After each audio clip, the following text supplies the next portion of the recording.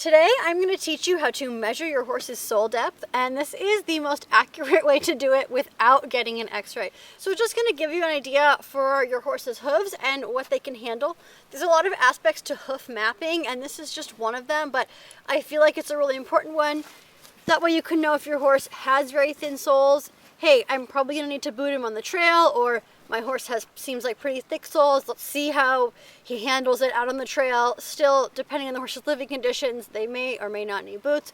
But it's just a great thing to be able to check if you're going to buy a horse or if it's a horse that you already own. It's an important and relatively simple skill you can have as a horse owner. When measuring for sole depth, you're actually measuring the depth of the collateral grooves, and you're going to be taking 4 measurements total. In each collateral groove, you're going to be taking one at the back and one at the tip.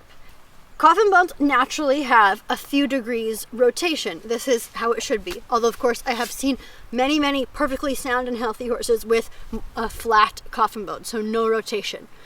But keeping this in mind, it is natural for the back measurement, the one towards the back of the frog, to have a deeper groove than at the tip of the frog. Major red flags you want to look out for is if it's very deep in the back and very shallow at the front. To take this measurement, you either need a hoof pick with a ruler on it, or you can just use a regular ruler as well. So first, you want to make sure the hoof is cleaned out really well, and you've gotten all the gunk out of these collateral grooves, because if there's dirt or mud or anything trapped in there, it's going to mess with the accuracy of your measurements.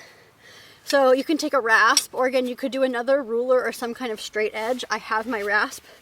I'm going to place it here, right towards the back of the collateral grooves, and I'm going to stick my pick in here and measure.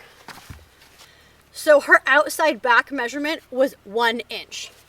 And coming forward, I'm going to move the rasp right to the tip.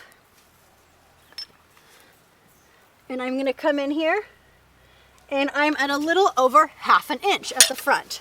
This is pretty standard, pretty normal. She has good collateral groove depth. It's not that she has 1 inch of sole depth. That's not exactly what it means.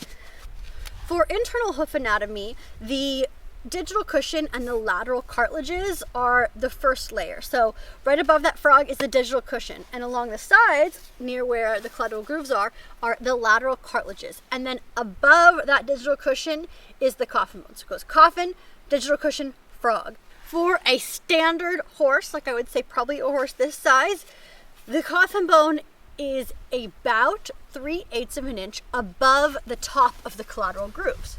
So her collateral grooves are going in the back an inch up, and then it's 3/8 of an inch above that the coffin bone should be. Now, of course, without an x-ray, you can't tell for certain. So if you have a horse with very thin soles, flat soles, they likely will have shallow collateral grooves. And then you're gonna know, wow, there's not that much space in between the ground and my horse's coffin bone, the bottom of my horse's coffin bone. If there is thrush, in certain cases, bad cases, it can eat into the collateral grooves and make them deeper than they should be.